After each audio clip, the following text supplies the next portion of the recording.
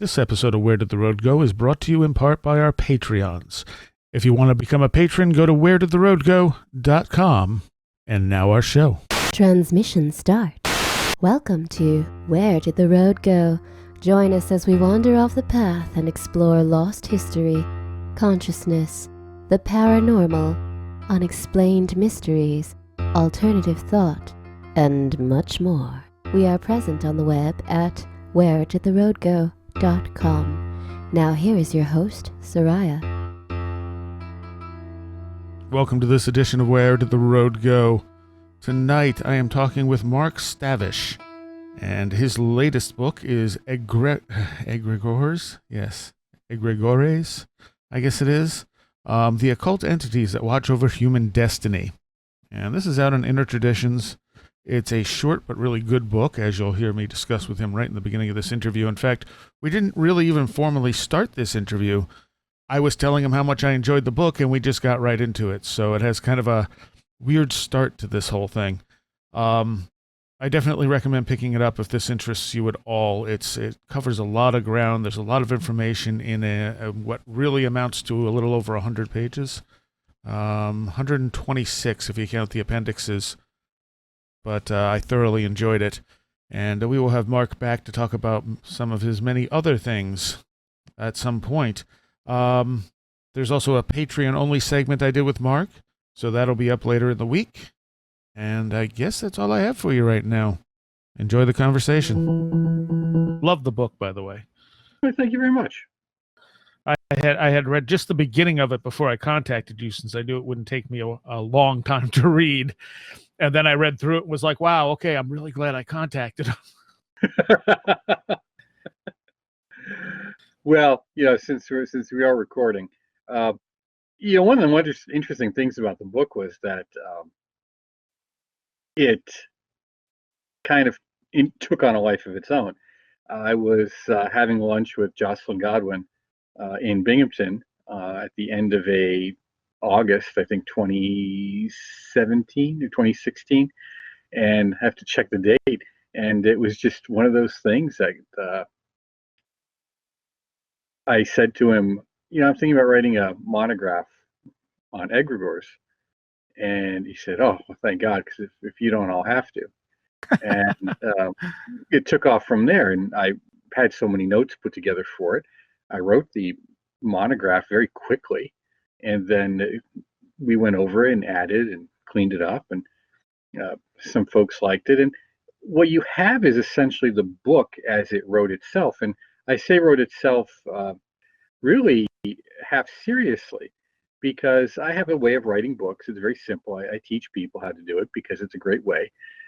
But normally, if you look at my other books, there's clear chapters. There's chapter 1, chapter 2, and there's parts. This one took on a very conversational tone. So it just kind of flows from topic to topic. It's all connected. You can follow the flow. It's not like some kind of bizarre train of thought thing. It has a beginning, a middle, and an end. It takes you somewhere. But it didn't have clear chapter delineations. We kind of had to, work those in afterwards. Huh. And folks really liked it. And at one point, we thought about making it bigger. And there was material that I wanted to put into it. But every time I would try, it didn't work. It was forced, or it would kind of break it. And I thought, well, maybe we could add some additional stuff as an appendix or something like that, or an afterword. But I thought, you know what?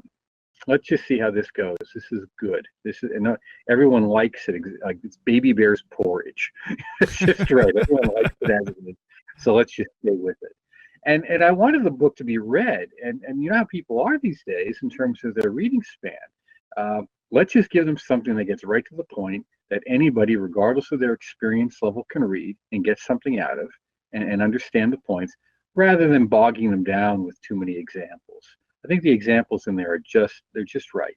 You get the idea, and you can begin then to see the influence of these egregores and collective ideas and thought forms in your own life, in your own experience, after you see it in the book.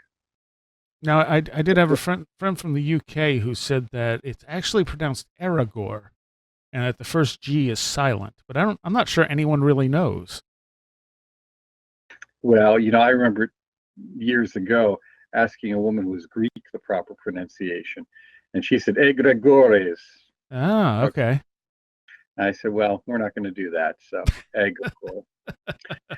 And of course, I say it's tomato, tomato, potato, potato. So, So let's. This just came out, right?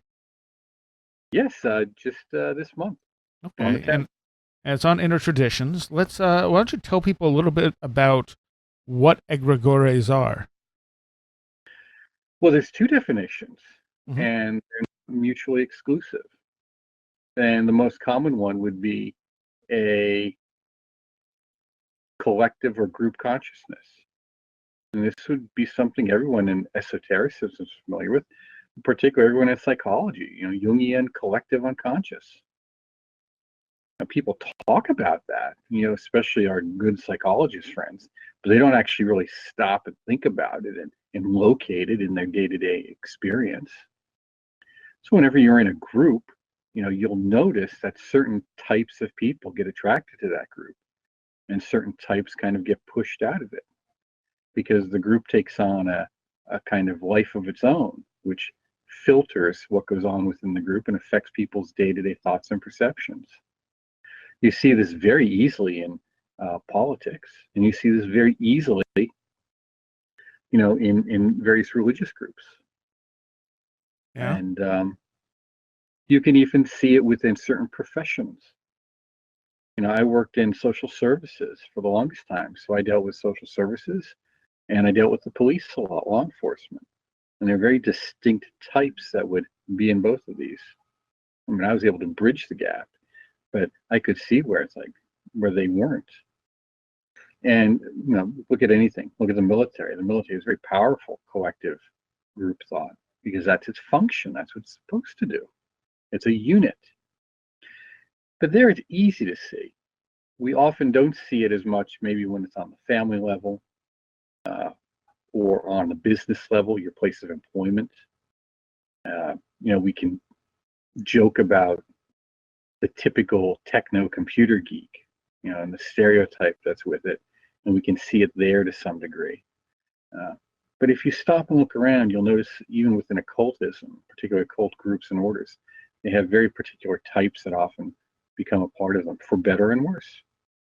Now, there is another kind of egregore, which is not only that collective consciousness, but a collective consciousness purposely formed,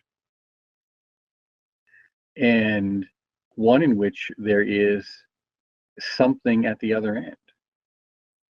That is, we as humans are at this end of the funnel, probably the big end of the funnel. Mm-hmm. And at the other end is something, feeding off it and giving something in exchange. And that's where you see a lot of the origins of the classical cults or the cults of the classical religions. If you remember in the book, it talked about how the priests of Rome would undertake these occult operations to turn the deities and the egregore of the enemy before the actual battle would begin. Right. So within that framework, nations have egregores.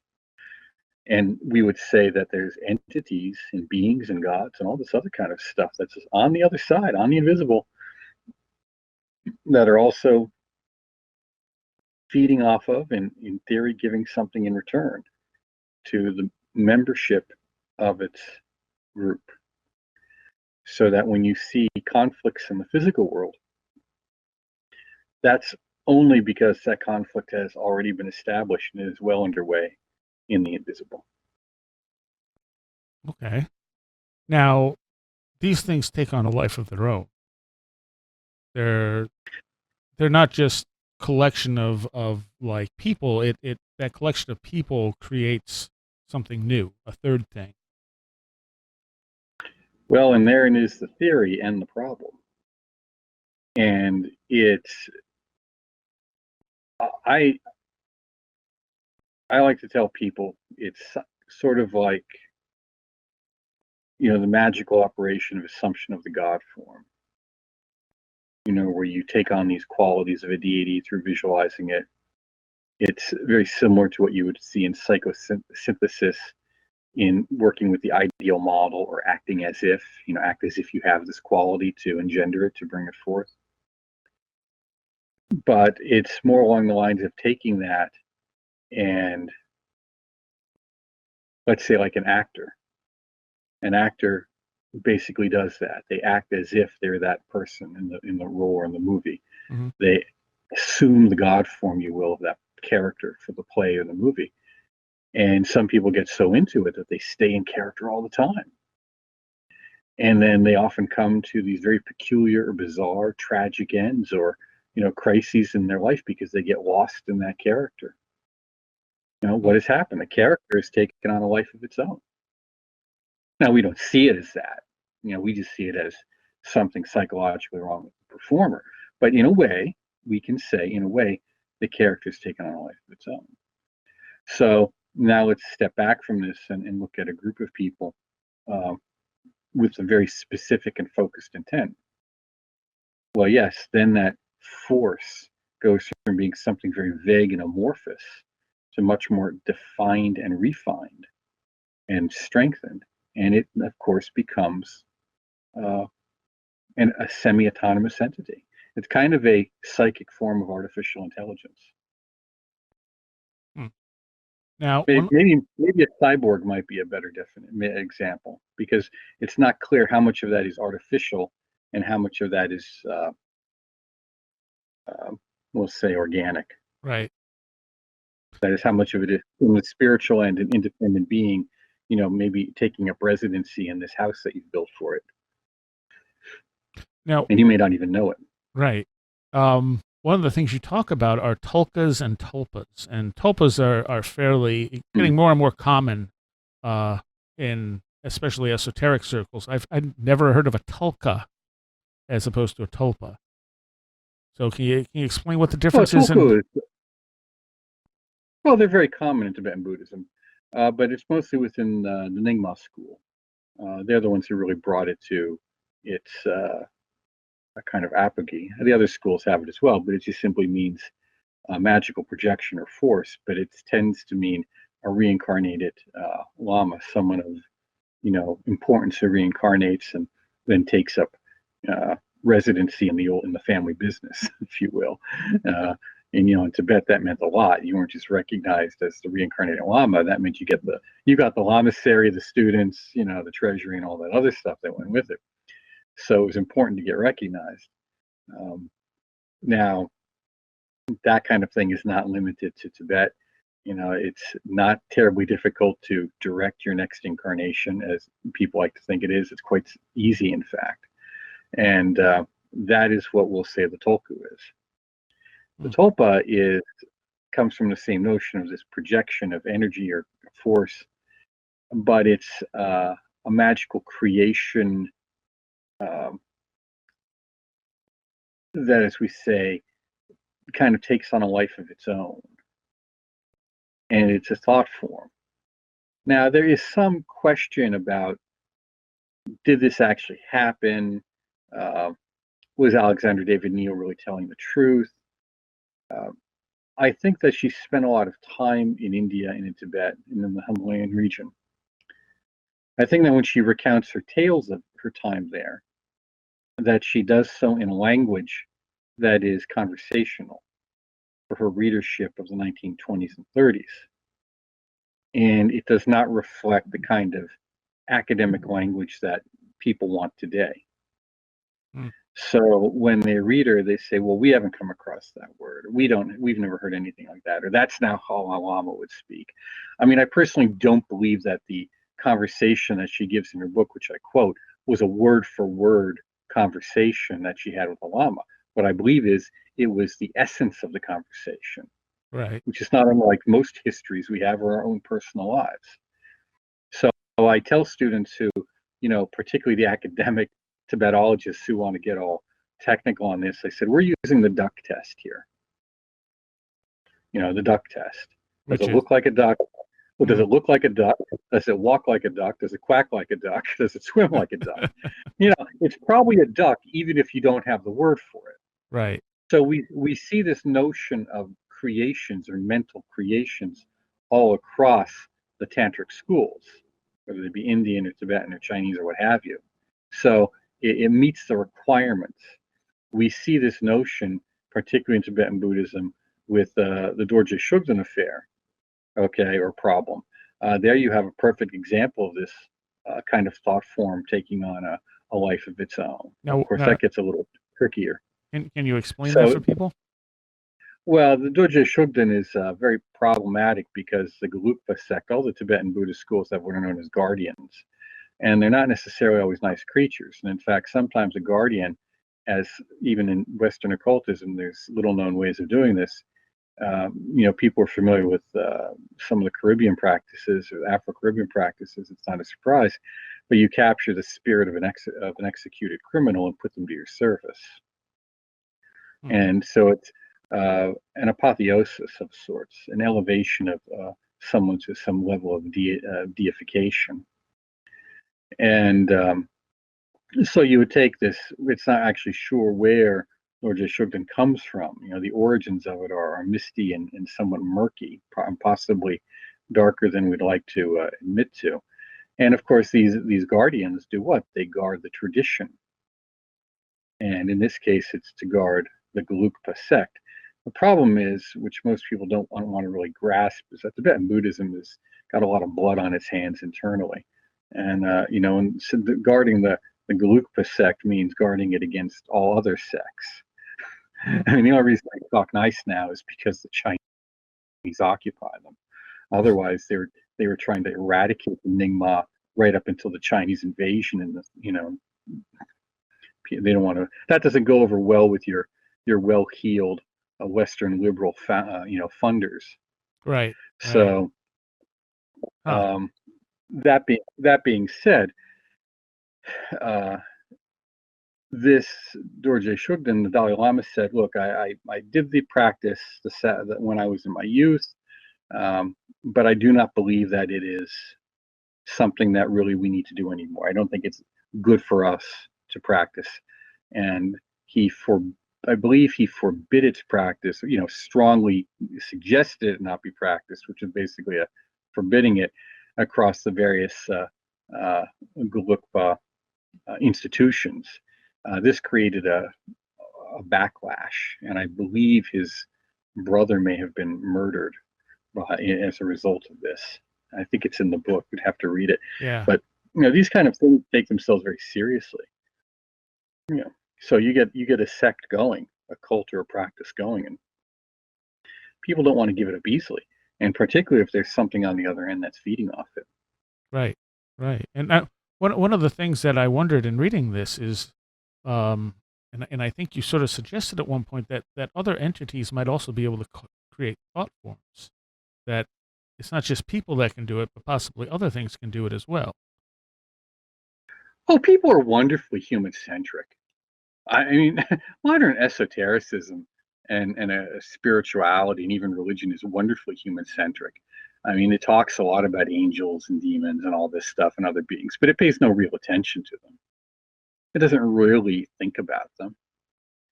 So, what do you think happens when we're dead? We're the only things in the universe? I would think so. Well, and even if we are, let's say that as human beings we are right now.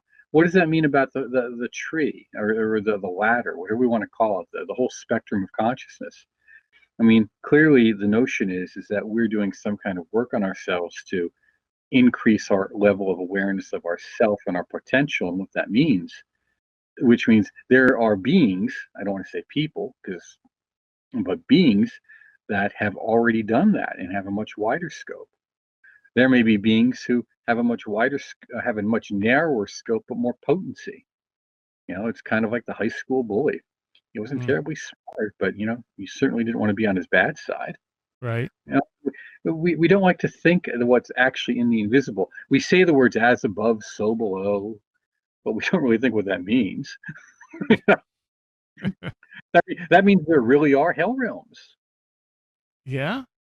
I mean, there really are, there's ghost realms. We see ghosts. People out there go ghost hunting all the time. Well, guess what? Where do you think they're at? They're somewhere. Some murky, gray, astral, interdimensional realm. I've always kind of taken it as that's the ego being shed off. What's the ego being shed off? The ghosts Oh. we see and the ghosts that people track could very well just be people's ego, with the rest of them going elsewhere. Ego is whatever we define ourselves to be. It's not like a suit of clothes. Hmm. It's whatever we. Okay. It's whatever. It's whatever I say. Whenever I say I am blank. That's whatever I define myself as is ego.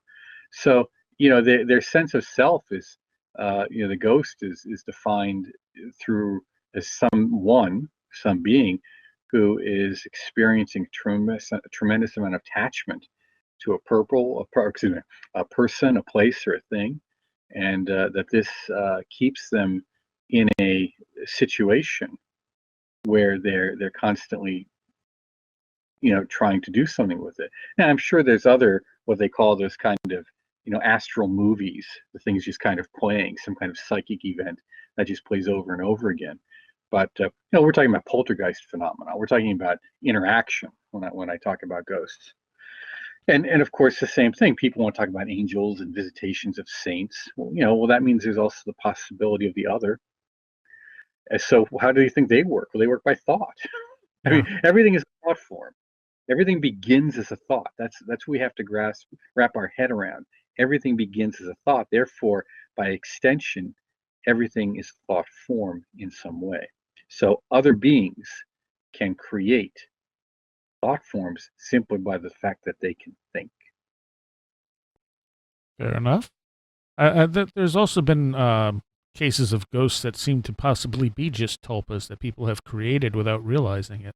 I know David Weatherly has outlined one where the story of this woman just never happened. The woman never existed, but people have gotten, photos and other stuff of this exact woman who never apparently existed.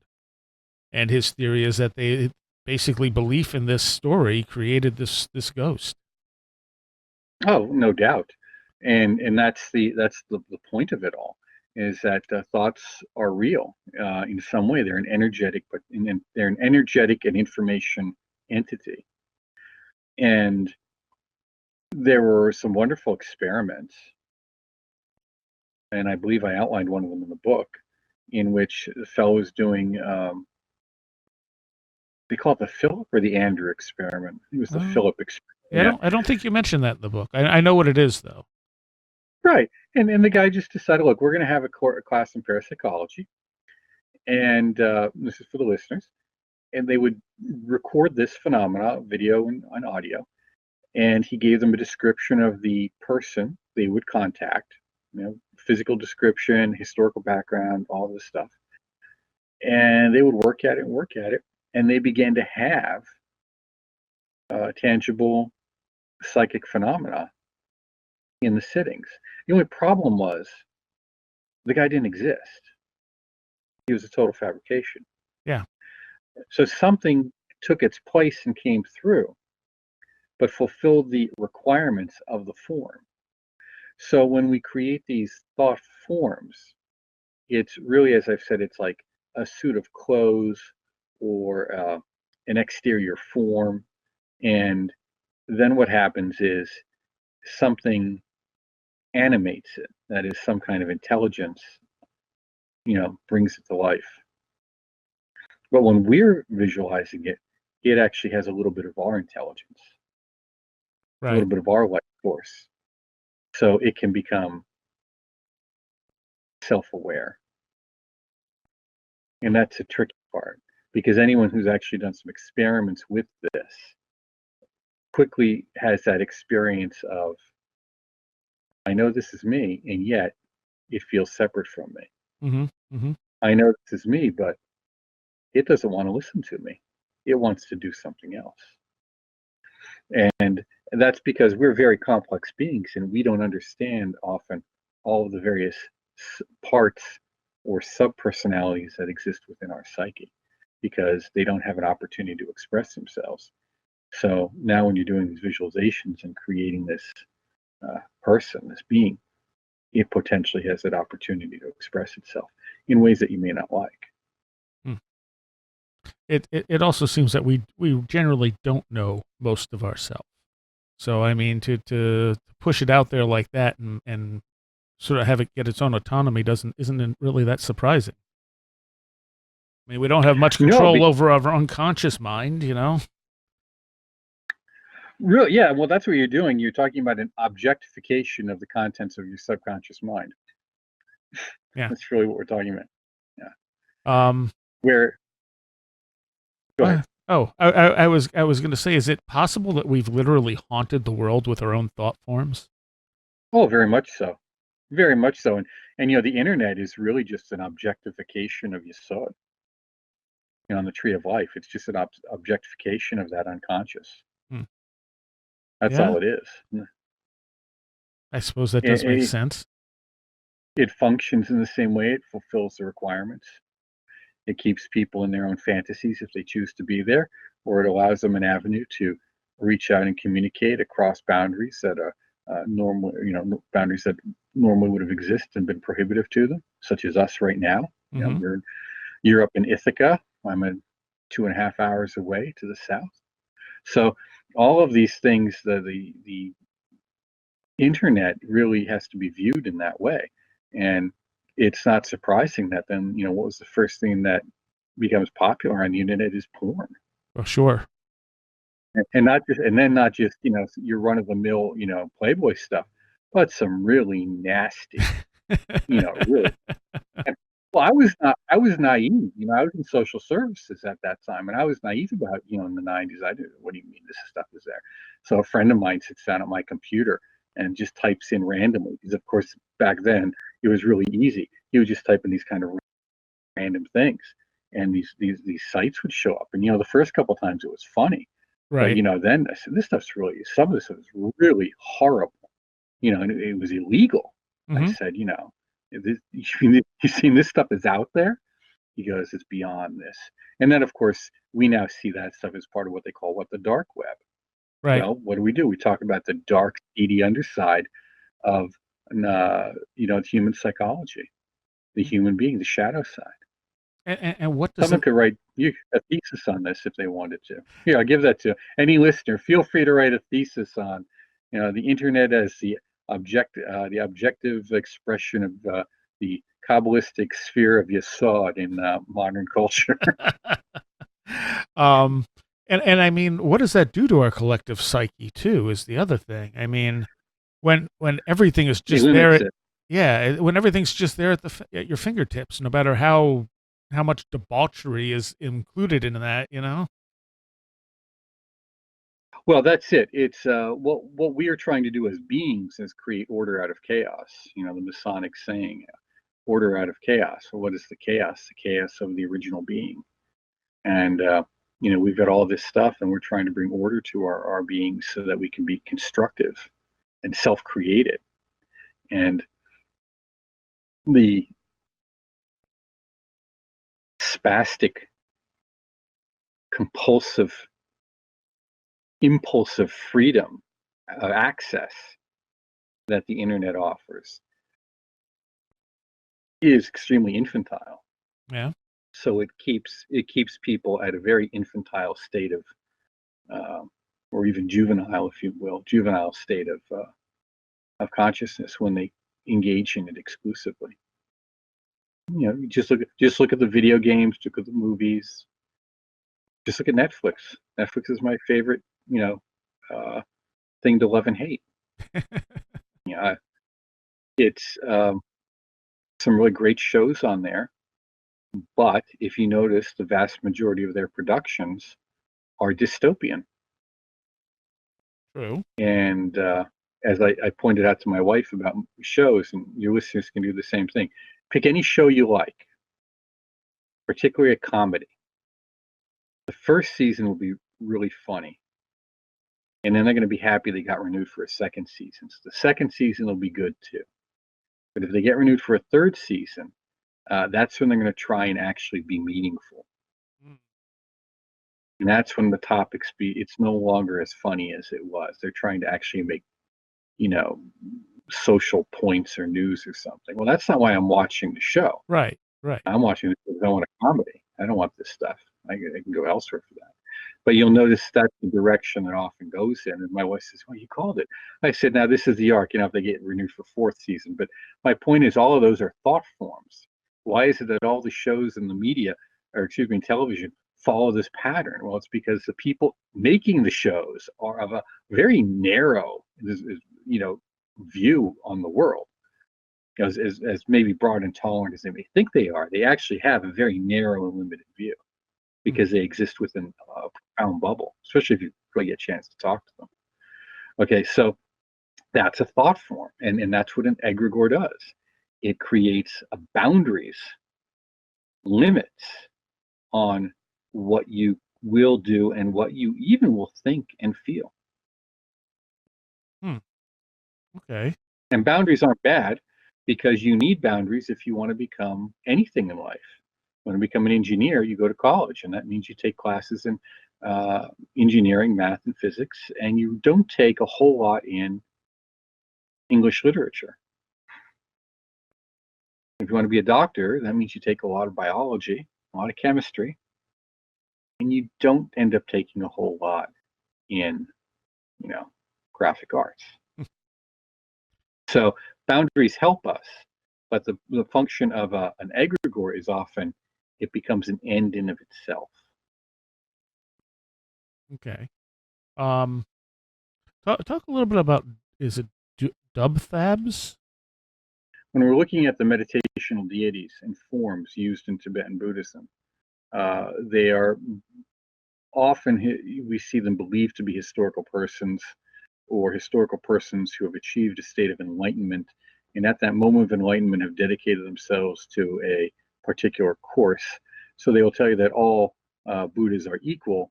However, they have a certain, and this is one of those strange things, they have a certain affinity for a type of practice, not unlike a saint.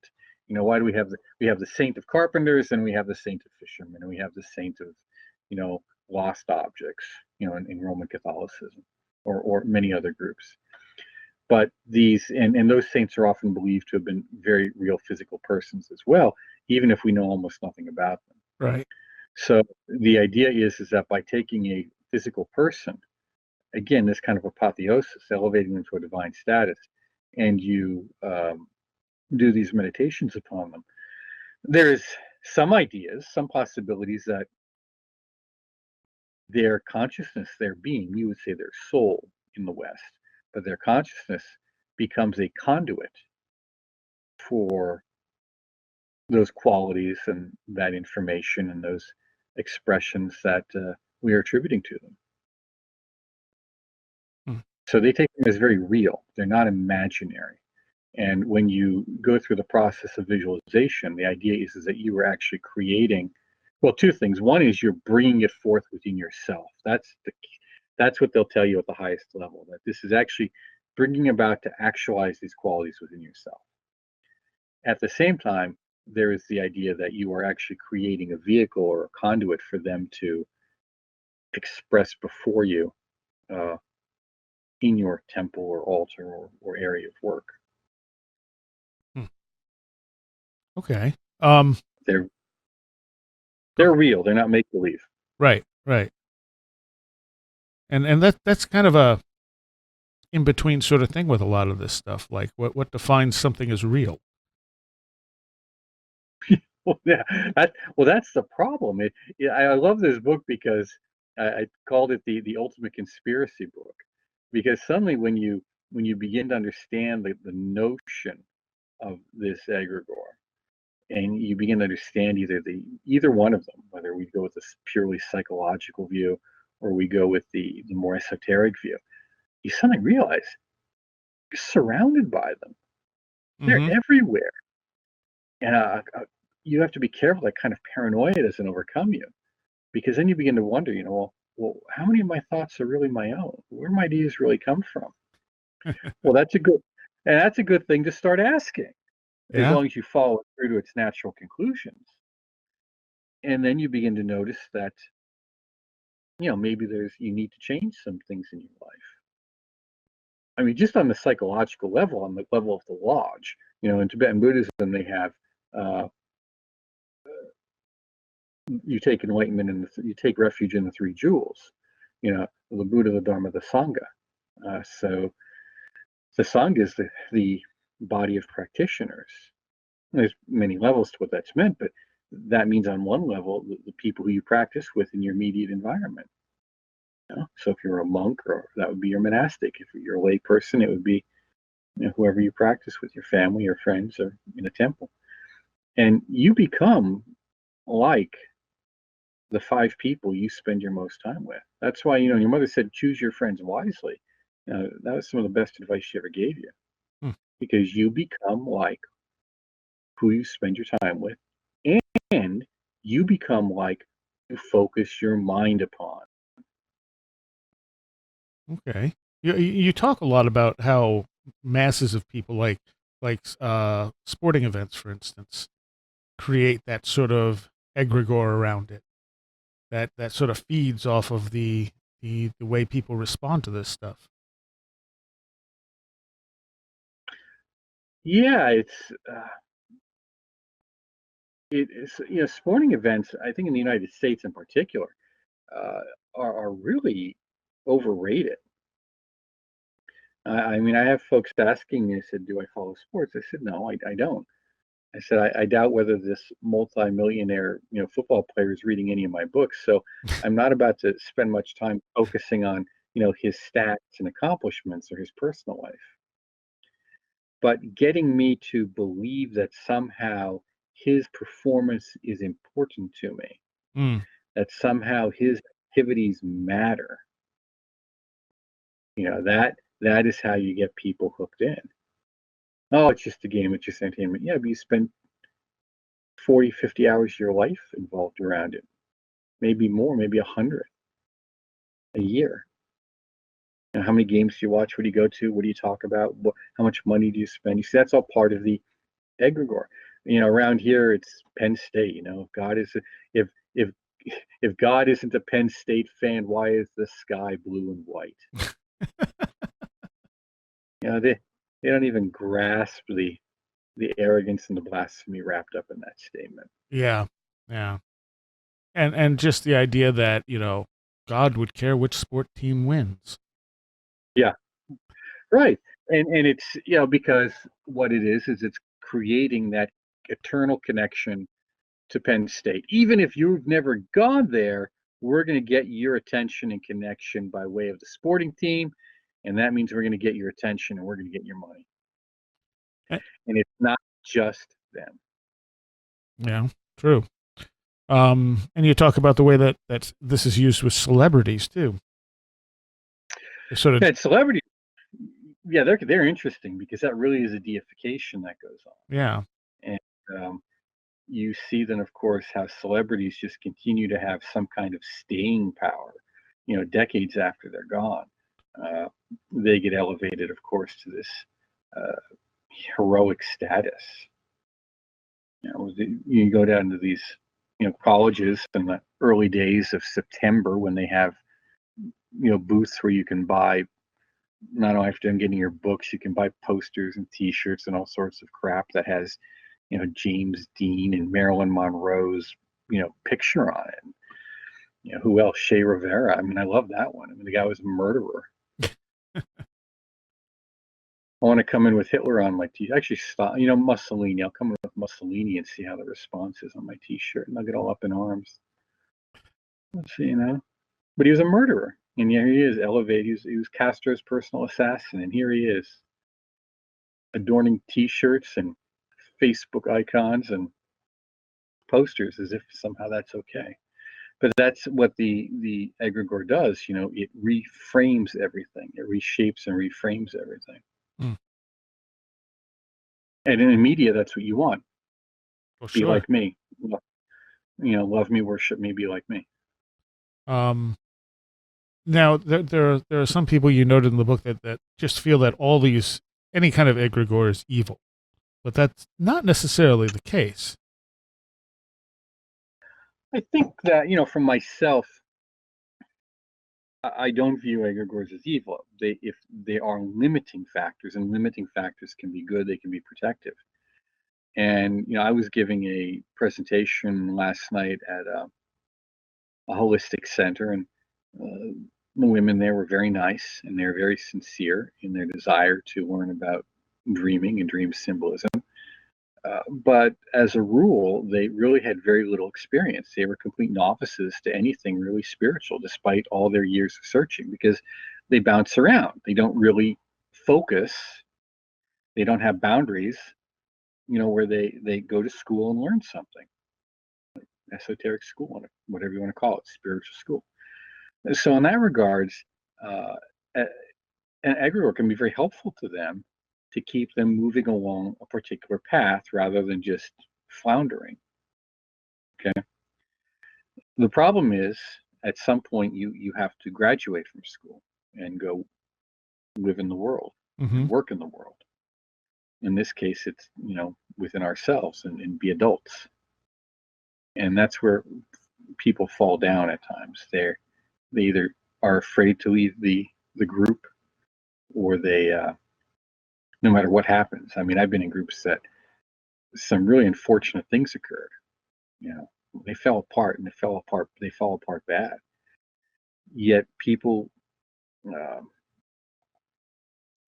the emotional attachment was too strong, you know, and not they would stay to the end. That's okay. Maybe they're still getting something out of it. That's okay. I don't know. But there are groups when things go toxic, and it's taking more from you than it's giving, and you can actually profound physical and psychological illnesses can occur in different groups, and we give examples of that in the book. Yeah. We give three examples of it. So just pick your friends wisely and know when to stay and know when to go, and ask yourself, is this benefiting me? That's all. Hmm. It's also a matter of recognizing it too. Yes, you have to be. Many people in these groups are always only given the plus side of the group mind. They're not given the negative side, and they're often not allowed to question. They're not encouraged to question, because you see all these very it's almost Freudian in a way, the way the language that is used. This is your brother, this is your sister, this is the father, this is the mother. The language is about this is your family. Mm-hmm. So a language is used in these groups across the board that is uh, very enticing, to think that now you've come home. I've been misunderstood all those years, but these people really understand me. And that's the ploy of many cults. Yeah. So when you are in a group like that, and I'm saying a good one, I mean good groups, not cults or things that are on decay, but even when you're in a good group, um, you've probably gone through a lot to find it, and you may have even experienced a fair degree of alienation from earlier family and friends.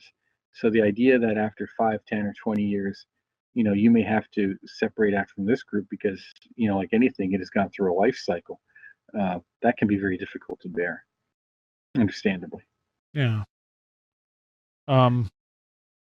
The Well, I wanted you to talk a little bit about Robert Masters' experience, if you remember. Oh, Masters is a great experience Okay. because this kind of thing happens all the time. In fact, I had two women who brought this up last night. Uh, Something not quite as dramatic, but it was unpleasant. Uh, Masters, of course, was writing a book called what was it? Was it Sex and Eros and Witchcraft? Yeah. I think that was the title, Something like that. and something like that. Yeah. And it was about medieval witchcraft and a variety of things that were going on or reported to have gone on in it. And he gets a house in Arkansas somewhere, and he's got some time and money to write this book. And he's by himself out there, and suddenly he notices that, man, the creek's drying up and the shrubbery's dying, and like birds are dropping dead on my front lawn, and like I don't even have cattle. Why do I have bloated cattle in my front yard? What's going on here? Yeah. And his friends are saying, man, there's this appalling air of oppression around this cabin. When are you going to leave? And they got bugs and all this kind of crazy stuff, centipedes and scorpions and everything's going on. And he noticed that what was happening was mirroring a lot of the things that were described in the literature that he was reading as he was writing the book. Hmm. And that when he finished the book, it went away. Wow. The But he wasn't the. huh? He's not the only one. He's not the only one. I mean, Crowley mentioned the same thing with some work when he was working on demonology. Uh, James Wasserman mentioned very strange and peculiar phenomena around the publishing of the Necromonicon. He said there was just a point where everybody involved with it was bleeding. Yeah, yeah. Um, and one of the issues here is that, well, also the fellow who wrote the Dictionary of Angels, he has a very famous line about in the midst of writing the book, just being bedeviled by angels, all the time. Hmm.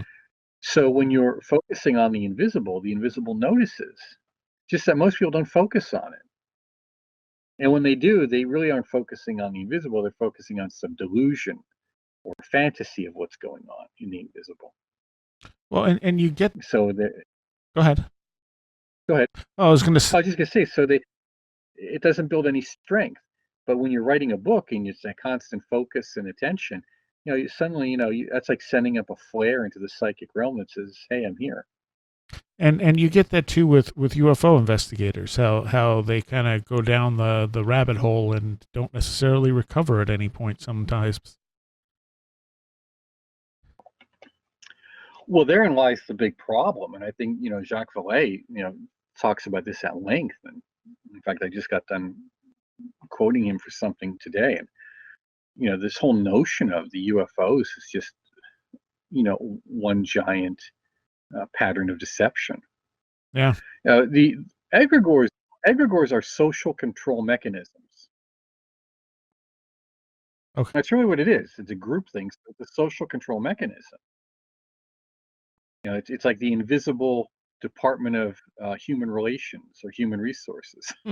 you know, oh, we heard you said something bad. You looked at someone today. Come on in. We have to scold you and fire you for it. It's the same thing with an egregore. It's the invisible department or human resources for that group. And with that said, when we look into the UFO phenomena, the people in the UFO phenomena, they really work in an echo chamber even to this day. The people in parapsychology, they work in an echo chamber. Mm-hmm. No matter how big it is, it's still an echo chamber. The folks in a lot of occultism work in an echo chamber. The folks in transpersonal psychology work in an echo chamber. In fact, one of the board members of the Institute for Hermetic Studies is a certified Jungian therapist, and we were talking about how to get, to create a vehicle, in addition to our annual conference, a publication that addresses the interests of all these groups, even astrologers. They just all these groups are echo chambers. They don't talk to anyone. Everything is so separated out. So, as Vallée said decades ago, you can't really understand the UFO phenomena apart from a serious study of occultism and parapsychology. Yeah. Yeah. It's all But interconnected. but if you were to talk to these ghost hunters out there, these parapsychologists, I mean, they look at you like, what? I mean, they're just running off some variation, some model of Roman Catholicism as their map of the universe. Most of them, Hmm. and it's a very strange, simplistic, dualistic model they've got, and it's unfortunate because there's a lot of information that could be tallied and used to help us better understand the phenomena. But what's important too is without a proper grounding in tradition of how this affects your energy bodies, your psychic body, and then of course your physical body, it's no surprise that almost all these folks end up in a really bad psychological and physical place. I mean, when I wrote, I don't want to keep talking, but I just want to get across to your listeners. When I wrote The Magical World of Dr. Joseph Olszewski, he spent a lot of time in demonic evocation. And, he did a lot of fascinating occult work, but there was a problem in the end, and, right now helping a fellow with his memoirs as an exorcist. And he's got a ton of, health issues that are very similar. They all end up with a lot of the same health issues because of this immersion in a psychic energetic domain that they don't know how or don't adequately cleanse themselves of. And it's not just that they go swimming there once in a while, they go swimming there all the time. Yeah. I remember when I was reading the Simon version of the Necronomicon, I had at least one really strange experience with this invisible thing in the woods. And it was kind of one of those things where I went, okay, I know the Necronomicon's not real, but it somehow felt connected to the fact that I was reading it. And at the time, I mean, this was 20 years ago, I had no real way of putting that in a box anywhere. You know what I mean? Mm-hmm. Oh, sure. And well, that's the part of we call this the beginner's luck phenomenon. Since you don't really have any expectation of outcome, people tend to have some really great outcomes when they start this work, or even just accidental, that kind of coincidence that you're talking about. Many people have talked to me about that. I ran into a young girl. Oh, this is probably going back 5 years now, and she was working in a coffee shop, and she, of course, they think they're the only ones. That's right. Barnes and Noble has 4 rows of books because you're the only one that reads this stuff. And she has this tattoo on her forearm, and I look at it. I know what it is. Then what's that? That's a tattoo. I said, I know. What's it for? I said, oh, don't judge. I said, no, I won't, because it's a demon. I said, you know its name? Says, yeah. I said, well, you need to know its name if you want to control it. Your eyes get big now. I said, that's on your arm. That means it feeds off your blood. Hmm. And how did she take to that? Well, there is that look of fear. That's why you put it there. You etch this into your physical body, which means you etch it into your etheric body. You feed it with your breath and blood. Remember, the life is in the blood. The whole purpose of classical theurgy is the purification of the pneumatic or aerial body, the astral ethereal body, which is, runs through the blood. So therefore, you are feeding this. Because the invisible sees you the way you see yourself. And the only reason to put tattoos like that or any kind really on your body is to create a perception of yourself in the invisible. I know that annoys a lot of my listeners and readers, but that's it. So when you go around, putting these tattoos on your body about, in memory of, and sorrowful tears all the time, okay, well, that's now what you are now etching into your etheric envelope. Never thought about it that way. Why would you want to put it on your body if you didn't want to eternally remember the sorrow and the pain? Fair enough. One of the things you talk about also, there's a couple things I want to get to here. Let's see. Since we were talking about UFOs, what do you think of the idea of UFOs as thought forms themselves? Well, Jean Dubuis was big on that, and of course, so was Jacques Vallée to some degree, and a few other folks that he was associated with. I mean, they didn't rule it out completely. They came to the conclusion that these are not from outer space. It's not happening. And second of all, as he said, how many, how many samples of or inspections of the human behind do you need? If you're this race that can go through space, faster than the speed of light, or somehow create, of course, a wormhole of some kind to move through space. So these beings are interdimensional beings. And that word came up in the 4th Indiana Jones movie, but that's the one he wanted to use when they were filming Close Encounters of the Third Kind. But Spielberg wouldn't have it. It's got to be, extraterrestrial. They don't want outer space. So these are interdimensional beings, and that means they're, they may or may not be friendly to us. Right. They also may or may not have what we conceive of as morals and ethics, like we look at things. Well, and why should they? People just have this belief because it's, because they're in the invisible, that it's safe. I mean, I run into that all the time. And I said, why? As above, so below. As below, so above. I can take you 3 blocks from here, and you'll be the victim of violent crime in short order. Hmm. Why do you think? Why? Because that's part of the astral realm around that place, but that extends beyond the physical domain into some kind of psychic or spiritual domain. That's why we have hell realms.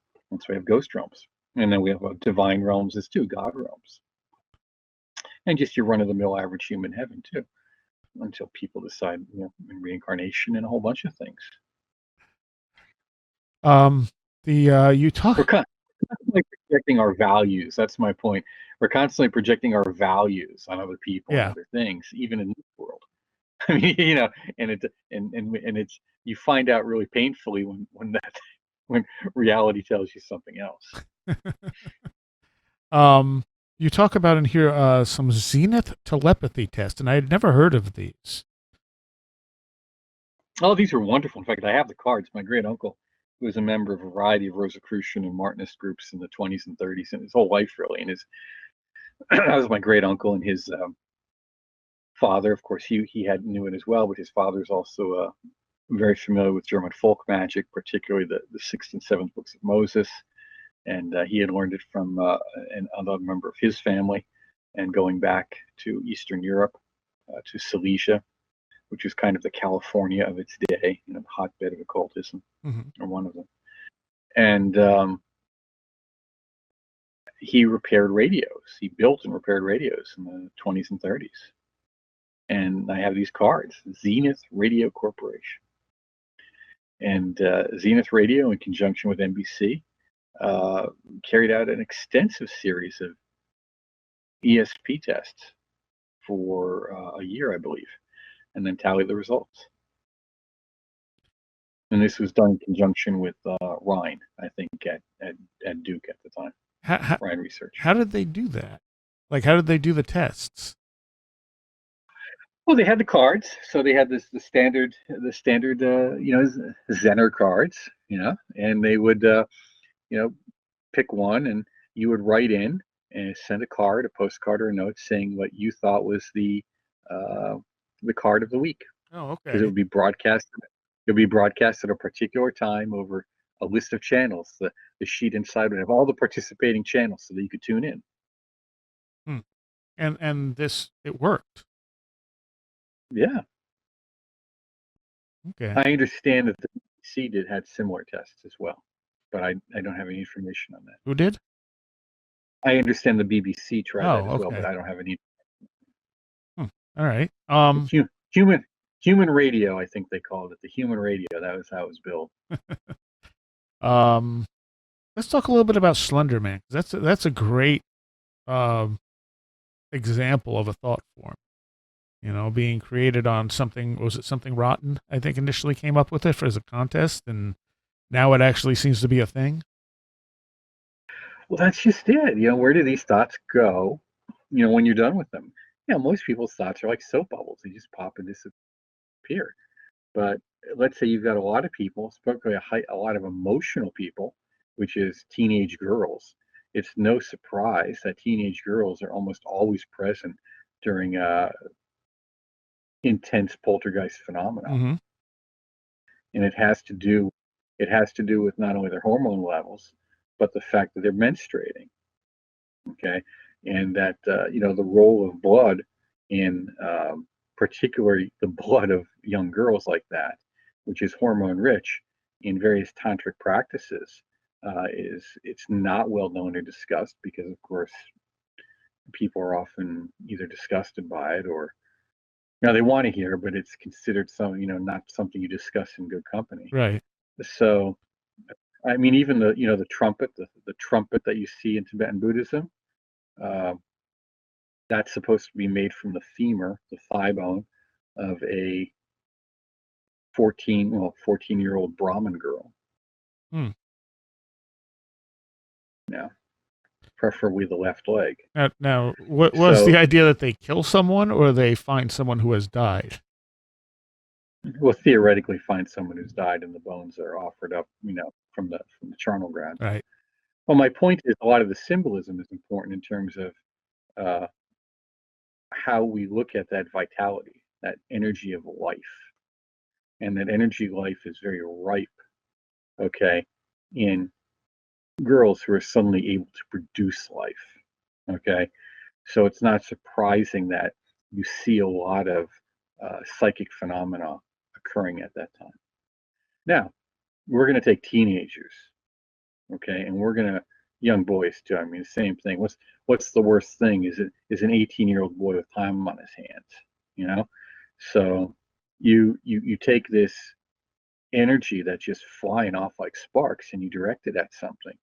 Well, what do we direct it at? We direct it at sports, we direct it at cars, we direct it at Slenderman, we direct it at, be all you can be, the US Army, whatever it happens to be. And you then of course are not just getting the physical interaction, but you're getting that unfiltered, virtually unfiltered emotional or psychic energy as well into the entity. Hmm. Okay. Let's talk about Lovecraft's influence on all this type of stuff, because he's another So great Slenderman, example.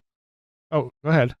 well, I was just gonna say it's related to it because Slenderman, just takes on a life of his own, and he's a great horrible character as an archetype.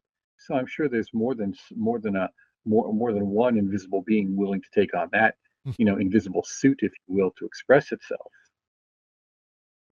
And when we go into Lovecraft, we're looking at the same thing. We're looking at what are the projections of the unconscious that Lovecraft is having because he said he was writing his dreams. Yeah. These are his dreams. And that's, of course, led to a lot of speculation that he was really picking up something real rather than actually inventing something. Very well could be. I mean, what's lurking in the darkness of his psyche? And then, of course, it's not going to be limited to him on any level. Right? What was he running into? And even within himself. So Lovecraft is wonderful because he was an avowed materialist and didn't believe any of this. Yet again, he becomes the focal point of um, a lot of magical practices around his work. So that asks the question, okay, he didn't believe it. We can say he was tapping into it, but we don't know. We're just using that to make ourselves feel good about it. So then at what point when does fiction become fact? That's the question we're asking here.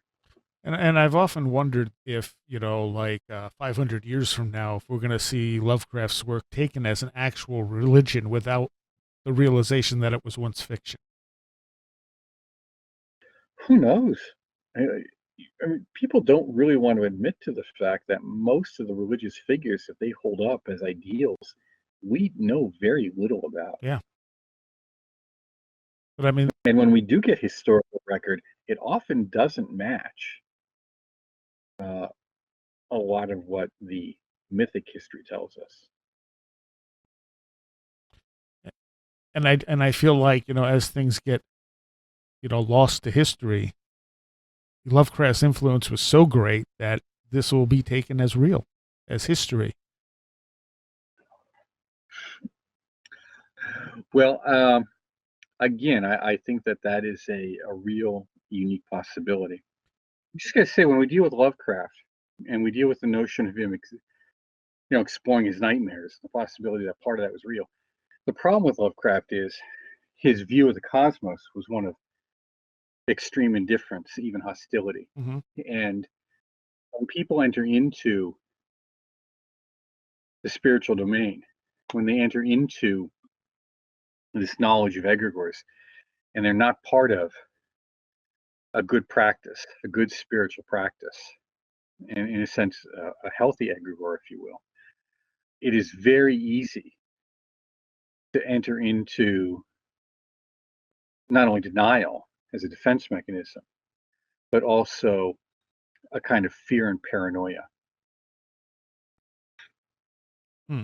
Because you realizing how many, not only are these collective forces, consciousnesses, entities out there, or collective consciousnesses out there, group minds, whether it be in your church or your civics group or what have you, or your golf team, whoever you're dealing with, but then that there's really possibilities into spiritual entities out there that are either indifferent or hostile to you. Yeah. And that's why anyone who's involved in parapsychology or UFO research really should ease up on it and have a very solid grounding in uh, classical spirituality and occultism and have a good practice. Dubuis used to joke about that. He would say, well, he really believed, Jean Dubuis, that is French alchemist and founder of the Philosophers of Nature, that there were groups out there trying to create thought forms of UFOs for their own purposes as part of a social control device. Really? And he may, I don't know, he may have gotten that from Jacques Vallée, but Vallée's pretty big on it. And I know some of the things that he's talking about. I'm familiar with the groups and the people. Hmm. Now, Kenneth Grant has kind of given a little more occult life to Lovecraft's work as well. Not Grant is one. Grant is wonderful. I mean, he's just. Where do we begin? yes. Well, I've always found his stuff fascinating, but it really needs to be taken with a grain of salt. Yeah, big dose of alchemical salt Yeah. with that stuff. And yet, as I said to some folks yesterday, he was one of those folks who everyone who knew him seems to tell me, and I know several people who knew him, that he was wonderfully polite Mhm. and helpful. And you look at these pictures of him, and he looks relatively sane, and he lived to a ripe old age with a nice wife and seemed to have good relationships. And compare that to most of the occultists that we run into, or no, I mean, most of them end pretty terribly. Right? So I have to wonder, how could he swim with the sharks so much and either not get bitten, you know, uh, and come out relatively unscathed? It appeared. I mean, we don't know for certain. I mean, we don't know, but it appears that way. And he very much tried to take Lovecraft's work and turn it into a thing, into a occult thing, an actual to actualize it, basically. Yes, and I see no reason for that not to work. I know there's traditionalists out there who will argue, but the reality is, there was a time when your magic books didn't exist. There was a time when those sigils didn't exist, Hmm. when those names of the deities didn't exist. And over time, through a variety of experiences, we don't know what those experiences were. Some of them may have just been a fabrication, a joke. These things took on shape and form, and with that, through devotion and practice, they took on a vitality. And we can look at probably the biggest example of this in the positive form would be Rosicrucianism. Right?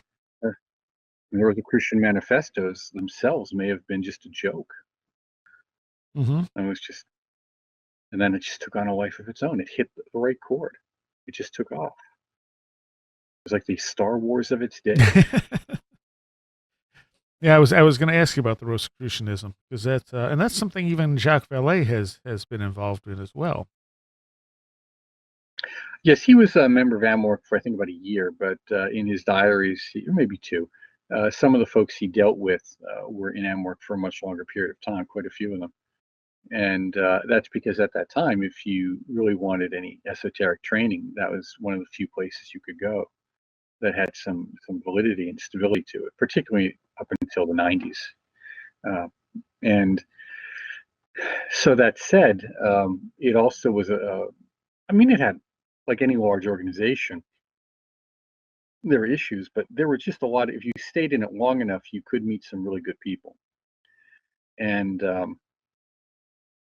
I think Vallée in his diaries, he does have an affection for, I think Péladan, or is it Guillotte, the French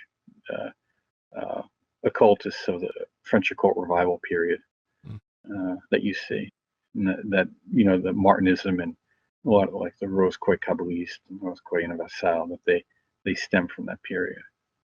He goes kind of back to the source because he did not find what he wanted. In fact, it was kind of funny because in his diaries he mentions a certain having contact with someone at the park, and a certain person who goes under a pseudonym, and I said, "Oh, I know that person." I took a picture of the book and I sent it to him in an email, and he goes, "Oh, you remember that conversation?" Because I did, but I didn't. I'm surprised he'd write about it. Huh. But so Rosicrucianism can be described itself as an egregore, like the yes, and very much so. but not as much of a deteriorating one as a lot of these seem to be. Well, the different groups.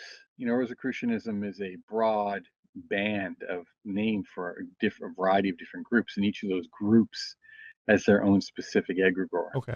I mean, you could tap into the Rosicrucian current, which I would define. I mean that the current is less restrictive than the egregore.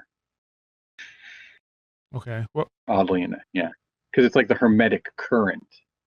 The Hermetic current would be far less restrictive than the egregore of a particular Hermetic order.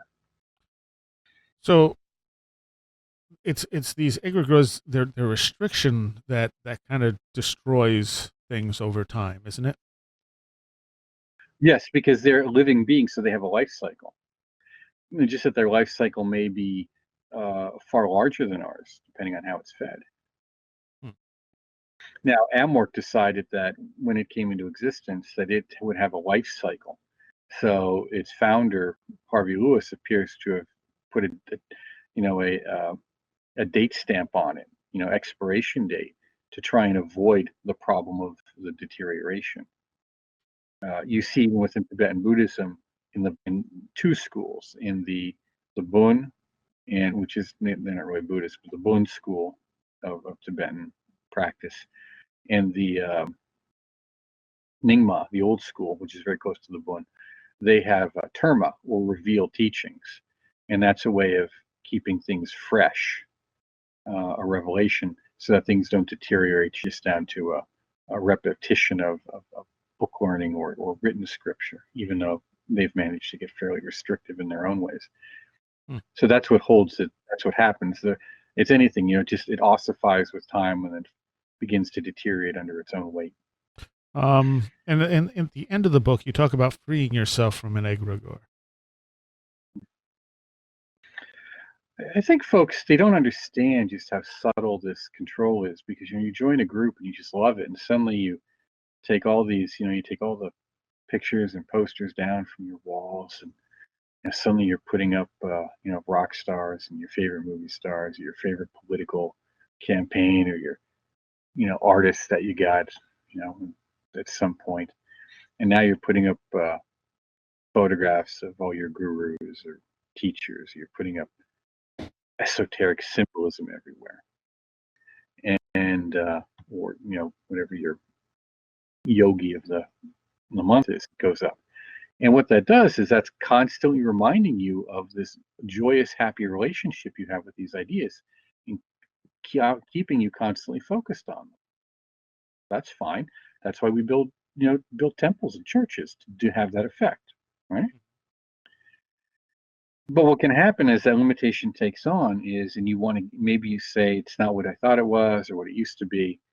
Maybe I want to see how much influence this is really having on my thoughts, on my actions, on my associations, on what I eat, what I watch, what I do. As I tell folks, take all those things associated with your spiritual practice, put them in a box and put them in a closet for 30 days. And just notice how you change when all of those, statues or icons or books or whatever you had are no longer in your physical sight. Just try that. And it's partially those reminders that keeps feeding the egregore. Correct. Okay. It's a fascinating book. It really is. It's not super long, as we said, but there's a lot of stuff in there. Yeah, there is, and that's why when it was done, I said, like, this is Baby Bear's Porridge. This is done. I don't want to add any more because it just would seem to throw off the balance. It's just enough to get you going. And look, in the book, I give 3 examples of egregores, 2 of them that in particular went really bad, and the people involved came to some pretty horrible ends. Mm-hmm. Those are extreme examples. That's to give you, again, this is one of the worst things that could happen. Most people will never experience that. Right. But everyone sort And of interacts with them. all the time. You interact with it in a way that it kind of keeps you numb or dull. A good way to think of it is, look at the guys who, you were in high school with and, had some real potential, but, spent all their time, obsessed with some bands or some music or something, or, some sporting activity. Now years have gone by and, all they're thinking about is whatever their entertainment of choice was 5, 10, 15, 20 years ago. Yeah. Yeah. And that's a lot of people, really. Yeah, they're fine folks. I Mm-hmm. mean, but they've numbed themselves, and this is where we get into the insidious side again, because this is what people have to understand when they're on terra firma is,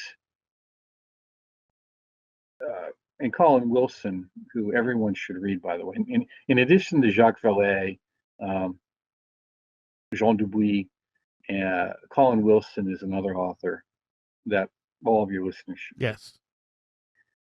And Colin Wilson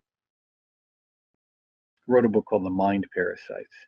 And it's funny because he had gotten done reading some Lovecraft, and he, in an exchange with the fellow who's in charge of the Lovecraft estate, this is sometime in the 60s, said to him that he thought Lovecraft was interesting, but he just wasn't that good of a writer. And the fellow turned around and promptly said, well, then, write a novel of your own. He said, you know what, he was right. He's right. So he goes, I did. And he wrote, I think, The Mind Parasites as a result of that. And of course, he wrote other fiction afterwards. But in The Mind Parasites, it says something that folks need to understand. To control events, to control conditions and situations, I don't need to control everyone. I just need to influence the right ones. Yeah. And that means that the majority of people don't need to be controlled. They just need to be neutralized through distraction. Hmm. Neutralized through distraction. All right. Well, that seems like a good place to leave it. So let me give it up. Let's leave this on an up. Okay. The good news is you can undistract yourself through spiritual practice. You can sever yourself from these mini invisible sucker vines that seek to drain you of your psychic energy and life force. And you can choose to associate and meet with people who are helpful and beneficial to you, and not getting you sucked into their feckless utopian idealism, okay, or whatever cause of the month is, but in a spiritual practice that allows you to really actualize yourself and know and actualize yourself, and therefore become free. You can do that, and there are some egregores that can help you along the way, just as you would go to kindergarten or elementary school or high school to learn the things you need to learn to be successful and employed as an adult. All right. And the book is on inner traditions. It's Egregores, the occult entities that watch over human destiny. And where can people find you online? They can easily find me just with a Google search, or they can go to the Institute for Hermetic Studies, which is hermeticinstitute.org. We have a blog that goes out called Vox Hermes, and you can just contact me at info@hermeticinstitute.org. And again, just do a Google search. I'm easy to find. And a special thanks to all of my Patreons, and particularly those pledging $10 or more for the extra support: Super Inframan, Andy McNamara, William Lovelace, Mark Brady, Allison Cook, Craig Cisneros, Donna Beveridge, Sasha Lorg, Christopher Vaughn, Robert Groom, Scott Morris Everett, Chris Elmquist, Russell Wilcoxon, Patricia Giaquinta, Matthias Sumby, and John Eddy. Thank you all so much. All right, I hope you enjoyed that. As I said, there's an extra Patreon segment that I'll be putting up later in the week. And, yeah, I guess that's all for right now. See you next time. You have been listening to Where Did the Road Go? This show is made possible in part from our Patreons, and we thank you and everyone listening for helping us continue this exploration of the strange. You can always find everything Where Did the Road Go related at www.wheredidtheroadgo.com. And thank you so much for your support.